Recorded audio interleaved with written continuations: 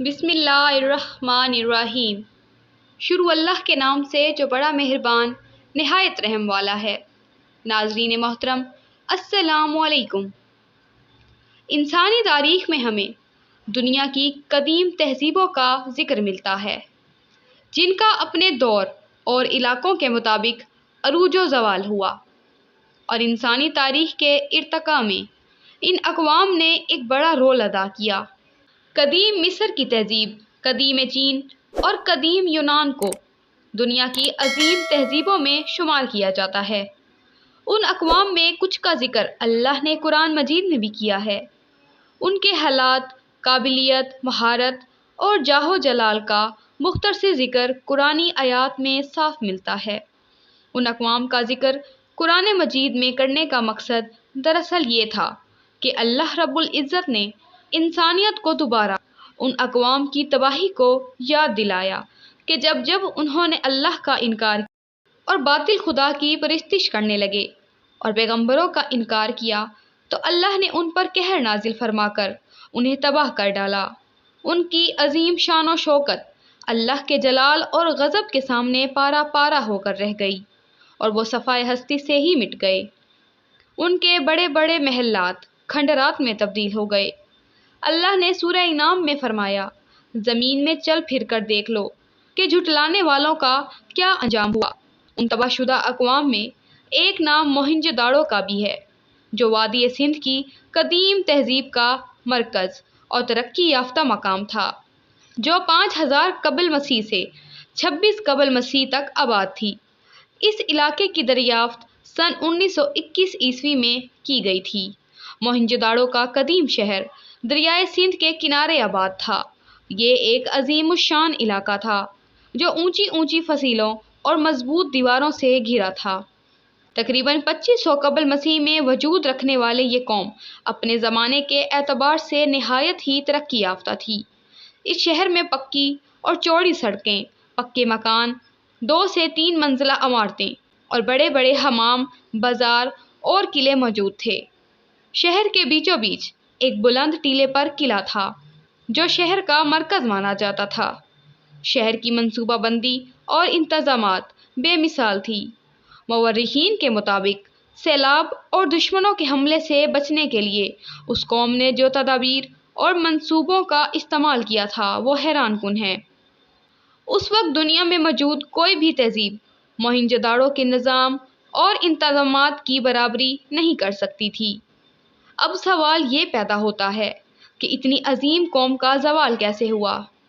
کچھ مورخین کے مطابق دریائے سندھ کے کنارے بسے ہونے کی وجہ سے اس شہر میں کئی بار سیلاب آیا، جس وجہ سے یہ شہر تباہ ہو گیا، جبکہ کچھ تاریخ دان آثار قدیم کے ثبوت اور ملبوں سے یہ نتیجہ نکالتے ہیں کہ بیرونی آریائی اقوام کے حملوں سے موہنجو داڑو تباہ ہوا تھا۔ قرآن مجید میں صراحتاً موہنجو داڑو یا وادی سندھ نامی کسی قوم کا ذکر موجود نہیں ہے۔ اس کی ایک وجہ یہ بھی ہے کہ اللہ کا کلام ان عربوں سے مخاطب تھا جنہیں صرف اپنے ارد گرد میں بسنے والے اقوام کا علم تھا، لیکن اللہ نے قرآن مجید میں یہ صاف کر دیا کہ دنیا کے ہر قوم کی طرف کم از کم ایک پیغمبر ضرور بھیجے گئے، جن میں قوم عاد، سمود، قوم لوط، بنی اسرائیل کا ذکر خصوصی طور سے قرآن کریم میں آیا ہے۔ اللہ نے قرآن میں اشارتاً کچھ قوموں کا ذکر کیا ہے جنہیں خاص ناموں اور القاب سے پکارا گیا۔ ان میں ایک قوم اصحاب الرس تھی جس کا ذکر سورہ فرقان میں کچھ اس طرح ہے، اور عاد اور سمود اور اصحاب الرس کو اور ان کے بیچ میں بہت سے ساتھ والوں کو ہم نے سب سے مثالیں بیان فرمائیں اور سب کو تباہ کر کے مٹا دیا۔ دوسری جگہ سورہ کہف میں فرمایا، ان سے پہلے جھٹلایا نوح کی قوم اور رس والوں نے، اور سمود، عاد، فرعون اور لوط کے ساتھ والے قوموں نے۔ ان میں ہر ایک نے رسولوں کو جھٹلایا اور ہمارے عذاب کا وعدہ ثابت ہو گیا۔ ان آیات میں جس اصحاب الرس کا ذکر ہے ان کے متعلق مورخین اور مفسرین کی مختلف آراء مل سکتی ہیں۔ ابن عساکر میں لکھا ہے کہ اصحاب الرس قوم عاد کی ایک شاخ تھی۔ وہ جس جگہ آباد تھے وہاں اللہ نے ایک پیغمبر حضرت حنظلہ بن سفیان علیہ السلام کو معبود فرمایا تھا۔ اس سرکش قوم نے حضرت حنظلہ کا انکار کیا اور حق کے منکر ہو گئے اور انہیں قتل کر ڈالا۔ لہٰذا اللہ کے قانون کے مطابق پورے قوم پر عذاب آ گیا اور وہ ہلاک کر دیے گئے۔ جبکہ علامہ ابن کثیر نے لکھا ہے کہ اصحاب الرس کے شہر کے بیچوں بیچ ایک بڑا کنواں تھا جس سے وہ کھیتی باڑی کرتے اور پانی پیتے تھے۔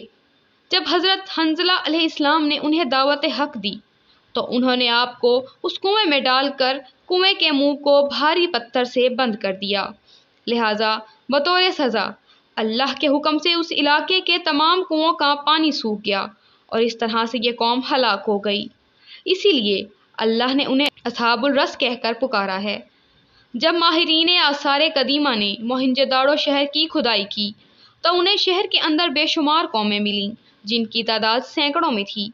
یہ کنواں بہت ہی گہرا اور وسیع تھا۔ اب یہ کوئی اتفاق نہیں ہو سکتا کہ وادی سندھ کی اتنی ساری قوموں اور شہروں میں موہنجو داڑو ہی وہ واحد شہر تھا جس میں سب سے زیادہ کنویں دریافت ہوئے تھے، جبکہ ہڑپا اور مہر گڑھ کے علاقے بھی موہنجو داڑو کے ہم عصر تہذیبوں میں تھا۔ لیکن موہنجو داڑو میں ان شہر کی بنسبت 7 سے 8 گنا زیادہ کنویں کھودی گئیں۔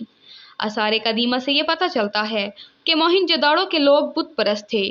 وہاں سے دریافت شدہ مورتیاں ان کی شرک کی گواہی دیتی ہیں۔ ایک حیرانی کی بات یہ بھی ہے کہ اس علاقے میں ایک سب سے بڑا کنواں بھی دریافت ہوا تھا جو شہر کے بیچوں بیچ کھودا گیا تھا۔ لہٰذا مورخین نے اس شہر کو دا سٹی آف ویلز یعنی کنووں کا شہر قرار دیا ہے۔ ان ثبوتوں اور حقائق کے سامنے آنے کے بعد یہ بات بعید نہیں کہ یہ قوم جسے آج ہم موہنجو داڑو کے نام سے موسوم کرتے ہیں، یہ وہی لوگ ہیں جسے اللہ نے قرآن مجید میں اصحاب الرس کہا ہے۔ پیارے دوستو، میری ویڈیو لاسٹ تک دیکھنے کا بہت شکریہ۔ میری ویڈیو آپ کو اچھی لگی ہو تو میرے چینل کو لائک اور سبسکرائب لازمی کر دیں۔ ملتے ہیں اگلی ویڈیو میں مزید معلومات کے ساتھ۔ اللہ آپ کا حافظ و نگہبان۔